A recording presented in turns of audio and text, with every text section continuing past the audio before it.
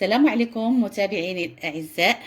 اليوم ان شاء الله كنقدم لكم بايله على الطريقه ديالي. نتمنى تنال الاعجاب ديالكم، وما تنساوش تابوناو في القناه ديالي وديروا لي اللايك باش دائما يطلع لكم الجديد ديالي. المقادير عندي هنايا الكروفيت.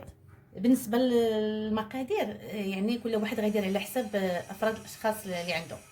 انا هنايا راه عندي نص كيلو حيدت منه باش نزين شويه وخليت هذا القدر هذا. الكالامار كما كتشوفوا. هنايا عندي صدر ديال الدجاج مقطع مربعات صغار، الفلفله الحمراء والصفراء مقطعين حتى هما بحال هذا الشكل، والطماطم ولا مطيشه مقطعه حتى هي مربعات. الجلبانه راني هنايا سلقاها باش ما تاخذش ليا طياب بزاف، والبصله مشلضه رقيقه على هذا الشكل. عندي الحامض هذا تيبقى للتزيين. هنايا عندي كاس ونص ديال كاس العنبه، كاس ونص ديال الرز راني غاسلاه محيده منه داك النشا باش ما يتعجنش ليا باش نطيبو في البلا. هنا عندي هاد الفلافل للتزيين. الحامض غادي نحتاجو المحار، هذا المحار والخوفيط باش غادي نزين. بالنسبه للتوابل عندي مليحه، هذه ورق سيدنا موسى او ورق الغار، الزعفران اعظم او الخرقوم البلدي. هنايا عندي 4 دريسات ديال الثومه، الابزار، سكينجبير، معلقه صغيره ديال الطماطم المصبره. عندي كاس ديال زيت العود وزيت المائده غنحتاجها نصهد فيها صدر ديال الدجاج وشي حاجات غتشوفوه معايا. بالنسبه لهاد البويون ديال او مرق ديال الكروفيت، يعني باش غادي نسقي الرز ديالي وجدته قبل باش ما ياخذش ليا الوقت بزاف. ودابا غادي ندوزو الطريقه هانتوما معايا. بسم الله على بركه الله. غندير زويته. غنبدا بالحاجات اللي انني خصني نشحرهم، هما الاولين. غادي ندير صدر ديال الدجاج، ندير معاه شويه ديال الابزار، شويه ديال السكينجبير،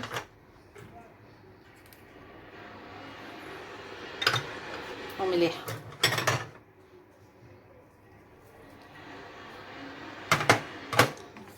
صافي، وغادي نصهد هذا الدجاج.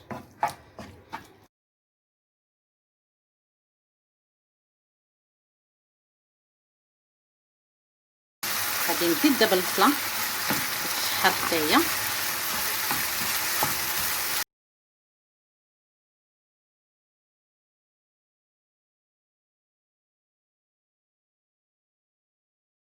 هانتوما من بعد ما تشحرات ليا البصيله مع هاد الصدر ديال الدجاج على هاد الشكل، غادي نحيدها وندوز ثاني ندير حاجه اخرى نصهدها ديك الزويته ديال البصله وديال الدجاج.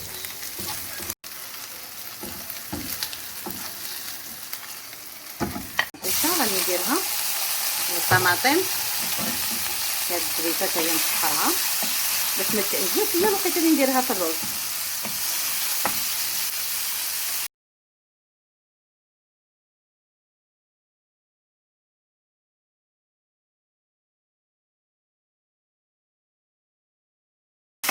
نحيد الطماطم بعد ما صهدتها على هذا الشكل. دابا غادي نصهد زويته بلديه مع الثومه، كاس لاروب ديال زيت العود، حيت الزيت والثومه كيعطيو واحد الطعم لهاد الطايله بزاف، هما الاساس. الثومه غادي ندير شويه وغنخلي شويه حتى الاخير. نقص البيضه وغادي نشحر هذا الرز. علاش كنشحروه؟ باش ما يتعجنش لينا. باش ياخذ اللون ديالو غادي ندير الخرقوم البلدي، 2 معالق صغار، وغادي نبقى نشحر على هذا الشكل. ما نخليهش يتحرق، يعني الا تحرق ما غيشربش ليا الماء. غادي نشحرو في ديك الزويته والثومه هي باش يتنسم.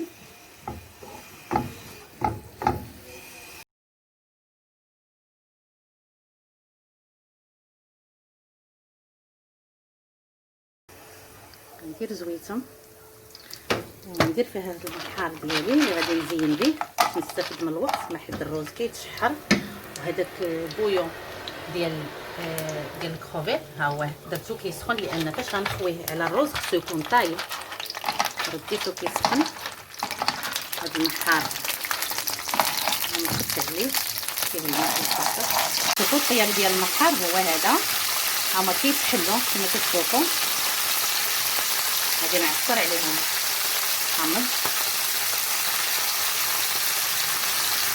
نقسمهم، وغندير داك الكروفيت اللي غادي نزين به حتى هو يتشحر مع هذا البحار. شريت هاد الكروفيتات كبار، والرويصات ديالهم راني حيدتهم ودرتهم مع القشور ديال الكروفيت باش هما اللي عطاوني هاد البوليون المرق. غادي نقسمهم بورقة سيدنا موسى باش يعطيو النسيمه ديالهم حتى هما مزيين ويكونوا منسمين. ندير لهم شويه ديال الزهر، كنجبير الا عندكم داك ديال العرق مزيان، انا ما عنديش اكتفيت بهذا ماشي مشكل. والحامض نزيد الحامض، وغنخلي هذا الشيء يتشحر.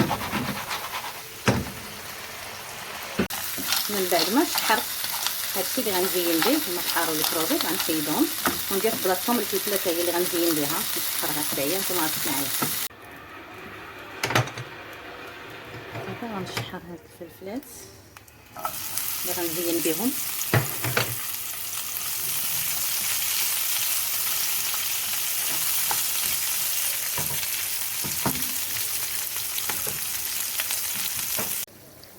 من بعد ما تشحر لينا الرز على هذا الشكل، غادي ها هو بويون ديال لي كروفيت كما قلت لكم سخنته باش منين نخويه هانتوما داك الرز كيتنفخ.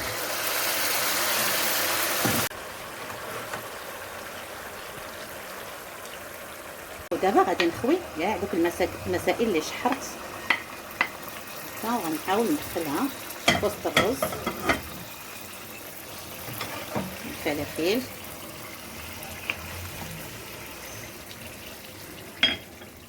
الجبانه اللي سلقت قبل،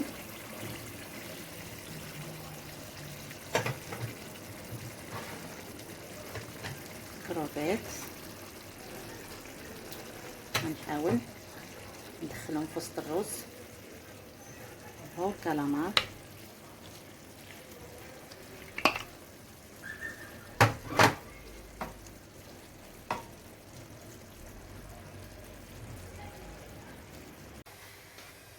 ودابا غادي نقلب هذا الشيء في الصينيه ديالي اللي غادي ندخل الفور. نزيد هذه المعلقه ديالي ديال المطيشه مصفره، نحاول ندخلها هكا في وسط منها الجهد ديالها. خليت ثاني حيت شويه زدتو من الفوق باش يطلق. غنزيد شويه ديال البزار اللي بغا، اللي ما بغاش يديرو، كاين اللي بغى يدير السودانيه ولا شي حاجه، انايا ما درتهاش. وغادي ندير ورقه سيدنا موسى ولا ورق الغار. ودابا غادي نحاول نزوق البايله ديالي، هانتوما معايا حتى الاخير تشوفوا الشكل النهائي. فهمتي، هذا هو الشكل النهائي ديال البايله ديالي من بعد ما دخلتها للفور وتحمرات على هذا الشكل. ومن طبيعه الحال داك البويون ديال الكروفيت راه ما درتوش كله مره واحده، بقيت كنزيد بشويه بشويه وهي في الفور حتى طاب لي داك الروز وتحمرات على هذا الشكل. الوقت اللي استغرقت ليا تقريبا ثلث ساعه، وهزات ليا اطرو ديال البويون. ونتمنى تنال الاعجاب ديالكم، ومرحبا بكم مره اخرى ديما مع الجديد.